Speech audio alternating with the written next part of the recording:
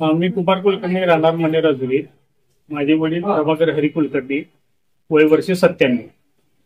रविवारी दिनांक 15 नोव्हेंबर रोजी सकाळी 7:30 वाजता खुर्चीत बसत असताना पडले. त्याच्यामुळे ते फ्रॅक्चर झाले. परंतु रविवारी दवाखाने बंद असल्यामुळे आमचे फॅमिली डॉक्टर उमेश जमदाडे यांना बोलून मी त्याबद्दल विचारलं असता त्यांनी फ्रॅक्चर आहे आणि ऑपरेशन करायला लागेल असं मला सांगितलं.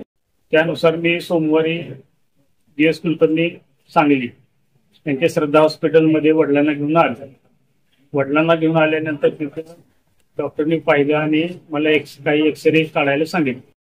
त्या प्रमाणात एक्सरे वगैरे काढले असता त्यामध्ये वडिलांच्या उजव्या पायाच्या फुग्यामधला जो बॉल असतो तो बॉल सुटला असल्याचे मला सांगितलं. मग डॉक्टरना मी विचारलं वय वर्ष जास्त आहे म्हटले, सर्जरी होईल का? तर त्यावेळी डॉक्टरनी मला सांगितलं की आपण 100% प्रयत्न करू, पण 90% त्यांनी यशाची गॅरंटी मला दिली. 10% म्हणजे आपण त्यांच्या शरीरमानाच्या प्रकृतीवर आपण ठरवू. मग धाडस करून आम्ही ते ऑपरेशन डॉक्टरनी केलं. ऑपरेशन अगदी यशस्वी झालं. आपला नर्सिंग स्टाफ खूप चांगला आहे. सर्व स्वच्छता वगैरे एक नंबर आहे.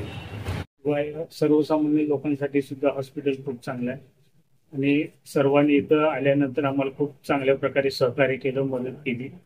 स्वच्छतेच्या बाबतीत पण एक नंबर आहे. सर्व डॉक्टर आणि त्यांचा संपूर्ण स्टाफ त्यांचा मी आभारी आहे.